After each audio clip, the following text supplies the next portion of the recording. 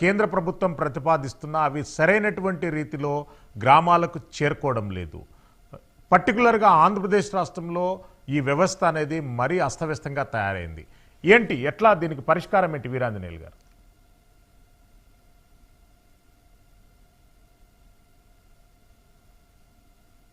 మీ system మ్యూట్లో ఉన్నదండి, unmute చేయండి.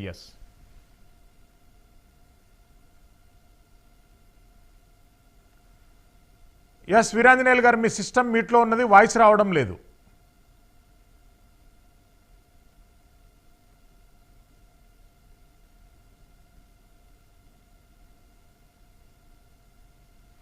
ఎస్, మనతో పాటు సీనియర్ వైఎస్ఆర్సీపీ నాయకులు ఎల్ఎం మోహన్ రెడ్డి గారు ఉన్నారు. మోహన్ రెడ్డి గారు నమస్కారం అండి. ఎస్ మోహన్ రెడ్డి గారు, ఏంటి గ్రామ స్వరాజ్యానికి? ఎస్ మోహన్ రెడ్డి గారు, ఎస్ చెప్పండి. Thank you. మీకు ప్యానెల్లో పాల్గొన్న పెద్దలకు అందరికీ నమస్కారం అండి. చెప్పండి. మోహన్ రెడ్డి గారు, గ్రామ స్వరాజ్యానికే ఎంతో గొప్పగా చెప్పుకునేటటువంటి అంశం గ్రామ పంచాయతీ వ్యవస్థ. అందులో సర్పంచులు అనేటటువంటిది కీలక పాత్ర పోషిస్తారు. మరి సర్పంచుల అధికారాలు కానివ్వండి, వాళ్ళకు ఉన్నటువంటి స్వేచ్ఛా స్వాతంత్రాలు సద్వినియోగం చేసుకోవడంలో ఆంధ్రప్రదేశ్ రాష్ట్రంలో ఇబ్బందులు ఎదుర్కొంటున్నారు. ఆ వ్యవస్థ నుండి ఎట్లా బయటపడాలండి?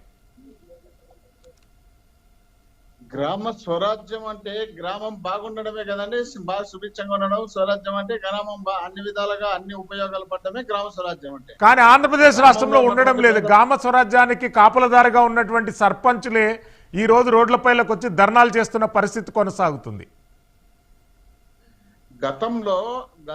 గత పాలకులు ఏం చేసేవాళ్ళంటే గ్రామాల్లో ఉన్నటువంటి సర్పంచులు గాని ఇతర నాయకులను గాని అనేక రకాలుగా ఇబ్బందులు పెట్టి వాళ్ళకి ఏ ఒక్క ప్రభుత్వ పథకం వాళ్ళ ద్వారా లబ్ధి చేకూరకుండా, ఏ ఒక్క పథకం గ్రామీణ స్థాయిలో వెళ్లకుండా కేవలం నాయకులకు చెప్పిన కార్యకర్తలకు వాళ్ళకు కావాల్సిన వ్యక్తులకు చేసినటువంటి సందర్భాలు గతంలో ఉంటే, జగన్మోహన్ రెడ్డి గారు ముఖ్యమంత్రి అయిన తర్వాత గ్రామాల్లో గ్రామ వాలంటీర్ వ్యవస్థను ఒకటి తీసుకొచ్చి గ్రామ వాలంటీర్ వ్యవస్థతో పాటు స్థానికంగా ఉన్నటువంటి సర్పంచులు, ఎంపీటీసీని అందరినీ కలుపుకొని ఆ గ్రామాల్లో ఉన్నటువంటి ప్రతి ఒక్కరికి మేలు చేసే కార్యక్రమాన్ని అక్కడ కులాలకు, మతాలకు, రాజకీయాలకు అతీతంగా చేసినటువంటి ఏకైక ముఖ్యమంత్రి జగన్మోహన్ రెడ్డి గారు. కాబట్టి ఆ గ్రామాల్లో ఉన్నటువంటి సర్పంచులు కానీ, స్థానికంగా ఉన్నటువంటి వార్డు మెంబర్లు కానీ, ఇతర నాయకులకు అందరికీ గౌరవ ప్రతిష్టలు పెంచినటువంటి నాయకుడు జగన్మోహన్ రెడ్డి గారు. కాబట్టి దాంట్లో ఎలాంటి మనం డోకా పెట్టుకోవాల్సిన అవసరం లేదు, ఏ ఇబ్బంది పడాల్సిన అవసరం లేదు. బ్రహ్మాండంగా గ్రామాల్లో పరిపాలన సాగిస్తున్నారు. గ్రామ స్వరాజ్యాన్ని 3 పూలు 6 కాయలుగా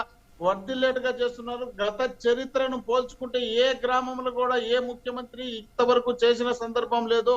మహాత్మా గాంధీ కన్న కలలను ఈ రోజు నెరవేరుస్తున్నటువంటి ఏకైక ముఖ్యమంత్రి జగన్మోహన్ రెడ్డి గారు. కాబట్టి గ్రామాల్లో గ్రామ వాలంటరీ వ్యవస్థను తీసుకొచ్చి ప్రతి వ్యక్తికి మేలు చేసే కార్యక్రమాన్ని చేపట్టినటువంటి ముఖ్యమంత్రి జగన్మోహన్ రెడ్డి గారు. కాబట్టి దాన్ని దృష్టిలో పెట్టుకుని ప్రజల నుండి సేకరించాలి తప్ప ఒకరిద్దరు సర్పంచులు వచ్చి ఒకరిద్దరు ఇంతకుముందు అయితే ఆ చెక్కులు చెక్కులు డ్రాప్ చేసుకొని వాళ్ళంతటి వాళ్ళే తీసుకొని చెక్ పవర్ తీసుకొని వాళ్ళకి కావాల్సినటువంటి నిధులు దుర్వినియోగం చేసినటువంటి సర్పంచులు కూడా చాలా మంది డిస్క్వాలిఫై అయిన సర్పంచులు కూడా గత పాలనలో మా కళ్ళ ముందర మేము చూసినటువంటి సందర్భాలు ఉన్నాయి. ఈ రోజు అలాంటి పరిస్థితి లేదు. ఖచ్చితంగా గ్రామాల్లో పేద బడుగు బలహీన వర్గాలకు సక్రమంగా నిధులు చేర్చే కార్యక్రమం కానీ, వాళ్ళకు చేసినటువంటి మేళ్లు కానీ ఏ ముఖ్యమంత్రి చేయని విధంగా ఆంధ్రప్రదేశ్ లో జరుగుతుంది. కాబట్టి దాంట్లో ఎలాంటి మనం ఆలోచన పెట్టుకోవాల్సిన అవసరం ఉంటుందని నా అభిప్రాయం.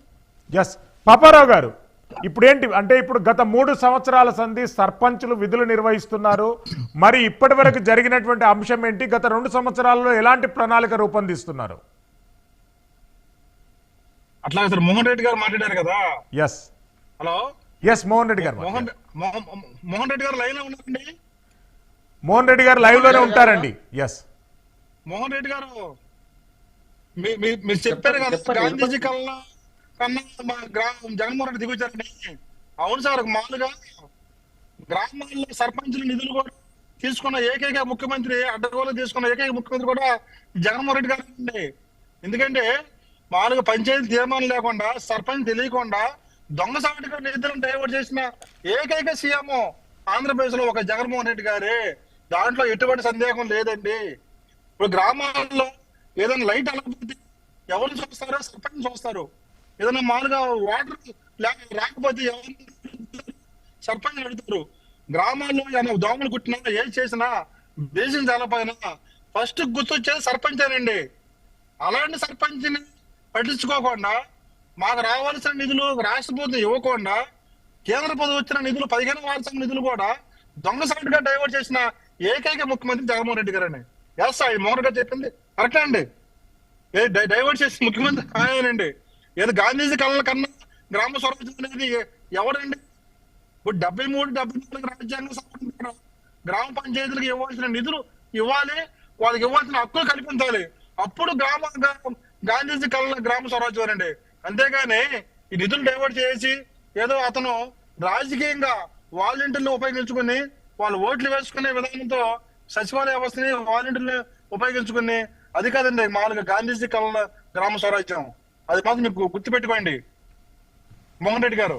ఎస్ మోహన్ రెడ్డి గారు, అంటే రాష్ట్ర ప్రభుత్వానికి స్వేచ్ఛాయుతంగా సర్పంచ్లకు అన్నిటికీ చెక్ పవర్స్కు ఎలాంటి ఇబ్బందులు లేకుండా చూస్తామని చెప్పి పాదయాత్ర సందర్భంగా జగన్మోహన్ రెడ్డి గారు హామీ ఇచ్చారు. కానీ నిధులు ఇవ్వకుండా వచ్చినటువంటి నిధులు వాళ్ళకు అందకుండా చేయడం అనేది ఎంతవరకు సమంజసం? ఇప్పుడు గ్రామాల్లో